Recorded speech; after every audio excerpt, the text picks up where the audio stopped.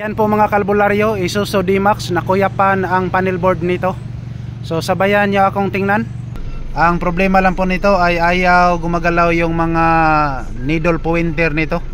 Yung mga kamay rito ay hindi gumagalaw. Yan o. So ang RPM, try nating i-rev ang makina. Ayan, so hindi gumagalaw. At yung iba dito, yung sa fuel at saka yung sa temperature gauge, hindi rin gumagalaw. Alright. So ang gagawin natin dito ay gagamitan na naman natin ang ating hula-hula. So ipakita ko sa inyo kung paano natin to ayusin. Alright, so wala talaga. Pag may problema sa sasakyan, check engine light, biglang sindihan.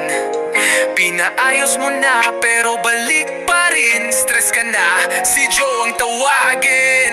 Pag di kaya ng mekaniko, idiretso mo sa albularyo.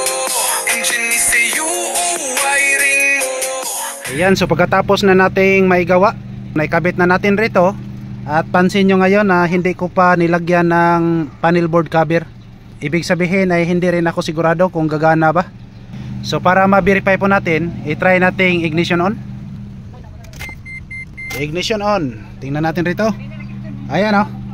So kita nyo ngayon mga kalbularyo ay gumagalaw na yung lahat na kamay rito. Ibalik nating patayin ang switch. Alright. So naka-off position yan. At ibalik natin ngayong ignition on. At observe po tayo. Ayan, so gumagalaw na. So ibig sabihin ang lahat na kamay rito ay hindi pala paralisado. Alright, so gumagalaw lahat. So ngayon i-try lang muna nating pandarin ang makina. Engine start. Ayun. Pansin natin kanina mga kalbularyo, yung RPM gauge ay hindi gagalaw. So ngayon i-try lang muna nating i-rev para makita natin ang comparison. Yan o. Ayan. So gumagalaw na. Alright.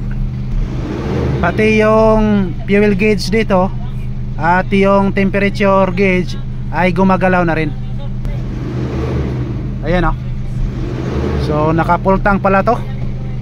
At ngayon i-try lang muna nating ignition off. Naka ignition off na po yan. At andito po ang susi. Ang tanong, ba't hindi siya babalik dito sa baba? Diba? So andito po ang sikreto.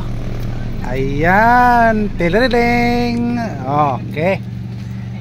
So patay na lahat. At yan o, so babalik na po sa pisto lahat. Pati yung gauges rito.